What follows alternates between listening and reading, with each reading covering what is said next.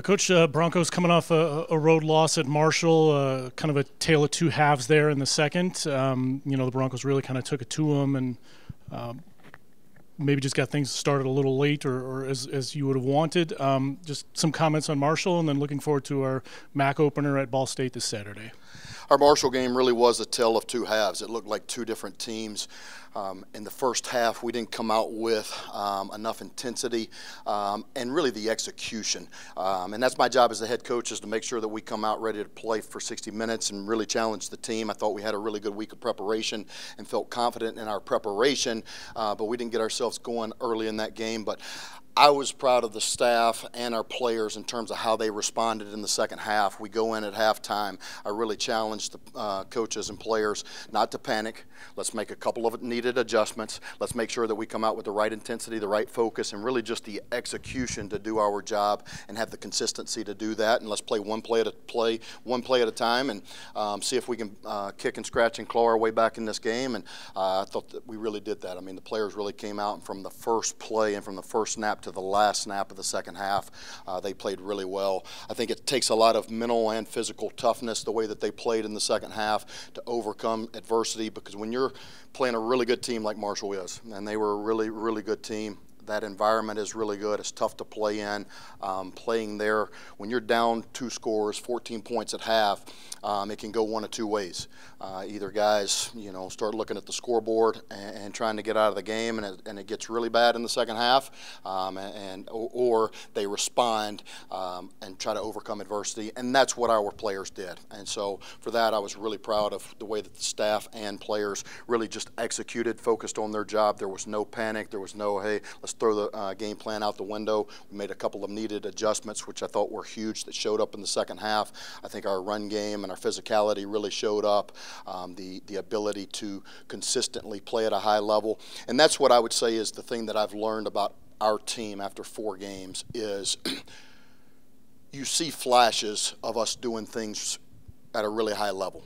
We haven't done that consistently enough. And so now it's all of our jobs. It's not only my job as the head coach, but it's also our job as coaches and players to make sure that we not only consistently prepare well, but our consistency and performance shows up, and it shows up for 60 minutes. And really, it's those two things. It's the consistency to lock in and do your job every single play, and then just have a one-snap focus and not worry about the last play or the next play. Really just do my job at the highest level, because you never know which play is going to be the difference in the game. And I think our players saw that after the Marshall game.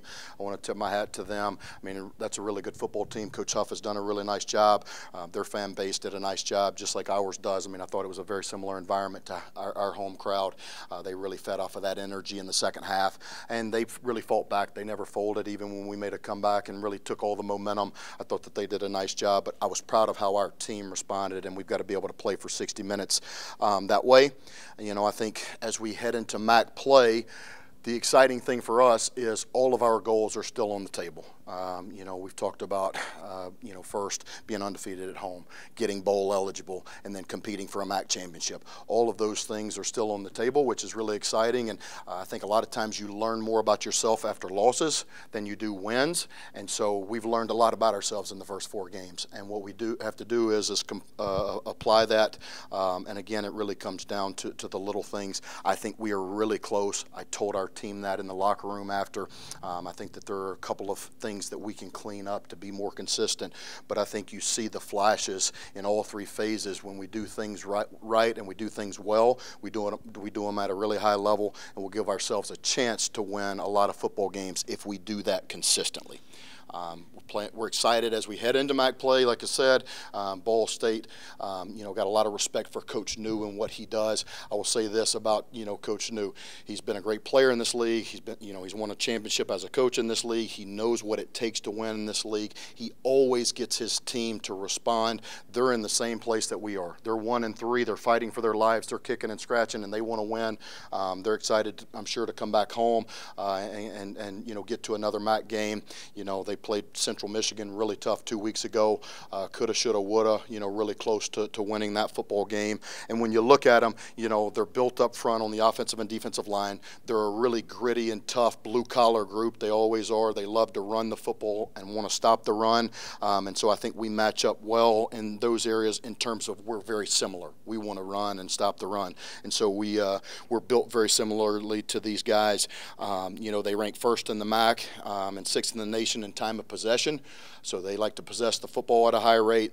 They're first in the MAC in completion percentage. The quarterback is doing a really nice job distributing the football to the playmakers, and he's leading the MAC in completion percentage. They're second in the MAC in red zone efficiency. So when they get in the red zone, they're scoring points at a high level. And then the discipline shows up because they're only the third least penalized team in the MAC and 13th in the nation. And so I think those stats show and tell you that they're a really good football team. They're like us. They're hungry for a win right now, but respect what Coach New does. They're a disciplined football team, and they're always tough, especially there. You got Kenny Womack back against Marshall. It took him one game to become the number 3 in receiving on the team already. How nice was it to have that extra weapon back, and what he brought to the game on Saturday? I thought Kenny did an excellent job on Saturday. He's missed a lot of time, and it's really hard to come back and pick up right where you left off. I thought he did a really nice job. I think he played at a really high level, but I think he even will tell you, and when you watch the tape, there's some things that he wants to clean up. He's got to knock some rust off and continue to perform at a high level, but he does that. He prepares the right way. The leadership and what he brought from a mentality standpoint on Saturday was awesome. I think that showed up, and I think that group's playing at a really high level.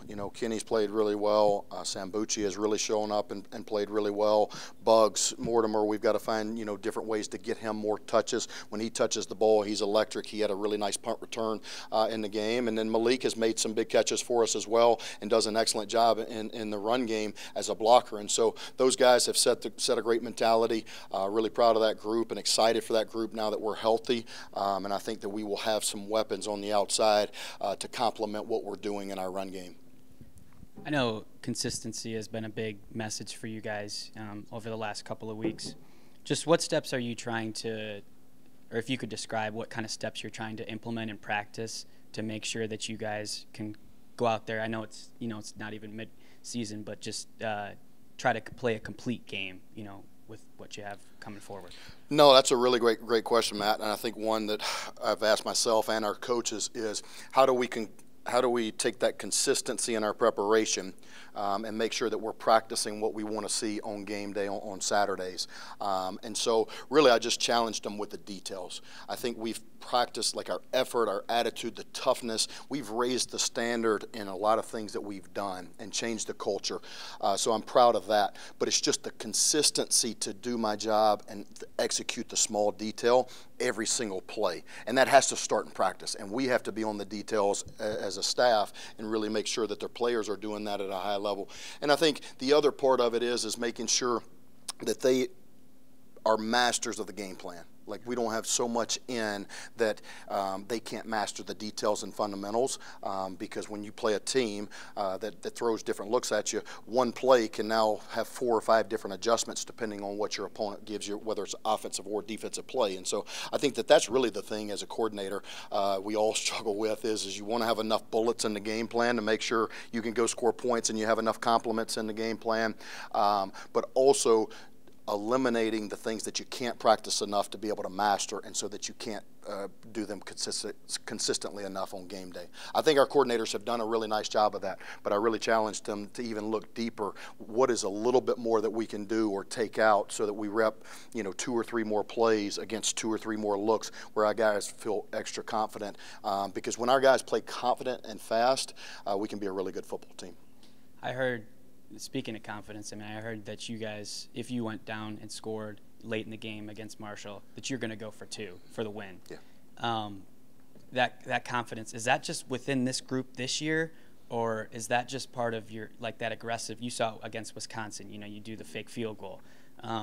Is that just part of your coaching DNA, or is that just the belief in this year's team?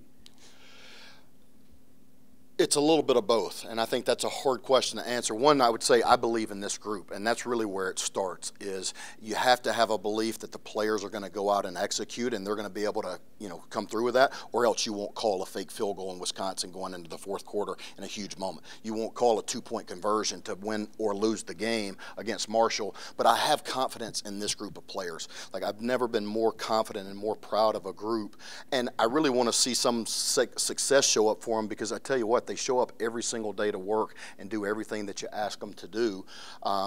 They have to do a better job of making sure that they're on the details and executing the consistency part of it. But I absolutely have a belief in this group and a trust, and really that's where it's grounded and rooted. We've got a bunch of really good players that I trust. They prepare the right way. They're great teammates. They don't practice until they get it right. They practice until they can't get it wrong. I mean, we had 3 or 4 guys out here last night at 9:30 under the lights working out. I mean, on their off day. No coaches out there. I mean, I've never seen that before. I don't even know who the players were, because it was in the dark in the stadium. I'm upstairs, working on the game plan and working on this week, and I'm like, who is out there? I heard some guys, and I go out and look out the stadium, and they're out there 9:30 at night. I mean, you just don't see that, but that showed up all summer. I mean, that's who these guys are. They care. It's important to them. They want to win. They want to be great, and so that's where my belief and trust comes in, because I know that they will get the job done if we give them an opportunity. Looking ahead to Ball State, you touched on their offense and just how dangerous they can be, but their quarterback and receiver, that's been one of the top 5 combos in the MAC. So just what are some of the things or the keys that you're going to try to implement to disrupt that rhythm that they've got going on? Well, I mean, listen, when you look at their quarterback, Caden Samanza, and his top target, tight end Tanner Koziel, they've got a great relationship and a meet-a-you factor, a trust factor that we just talked about. You can tell that they trust each other. The quarterback knows where the tight end is going to be, and he trusts that when he puts the ball there that the tight end is going to catch it. And I think that's where it starts. So we've got to disrupt the quarterback any way that we can. I always talk about quarterback pressure getting in his head, whether that's pressuring the quarterback with blitzes or getting to the rush with our front 4. But, he gets the ball out of his hand really quickly. I think the other part of, their offense that's underrated is, or maybe not even underrated. I mean, their O-line and their run game with Braden Sloan is, he does a great job in the run game. They are very physical, and so they are balanced. You can't necessarily tee off just in the pass game and say, hey, we want to disrupt these guys because they're completing the ball at such a high percentage. You have to make sure that you can stop the run as well, and so they put you in conflict there as a defense when you're putting together the game plan. But I think we've got to do a great job, making sure that we make those contested catches, that we make those tough catches, hard catches, and make those tight windows and small windows. And then when we get opportunities, we've got to put pressure on the quarterback, whether it's quarterback hits, whether it's sacks, making sure that we get to him and get in his head that way. But I think he's got a lot of moxie. He's got a lot of toughness. I've seen him take some hits in the first 4 games where he's gotten up and hadn't flinched. I know you're an Alabama alum. I'm just curious if you watch, them take down Georgia in one of the best college football games, and you see Ryan Williams go crazy. Just wanted to hear your initial thoughts on that game. Yeah, that was a special game between Alabama and Georgia. I thought that was one of the most entertaining games I've ever gotten to watch, and I didn't get to see much of it. We were on the bus and plane ride back for the first half, and it looked like Alabama was really playing really well in the first half, and then we get back and it's late in the second half. So I watched most of the second half, and I thought really just I told our team this on Monday. Georgia reminded me of how we played. It was a tale of 2 halves for Georgia. And they didn't come out with the right intensity or execution in the first half. Kirby talked about that. But he talked about he had never been more proud of a group and how they fought back in the second half against a really good football team in a tough environment to take the lead, and they were 1 play short. That's really how I feel about our team. I thought, the similarities between the 2 games were very eerie for me, in that standpoint. And so, it always runs deep with me. I'd love to see Alabama win, but I'm more focused on the Broncos. But I did get to see a little bit of that game. I thought the parallels between that game and our game were pretty similar.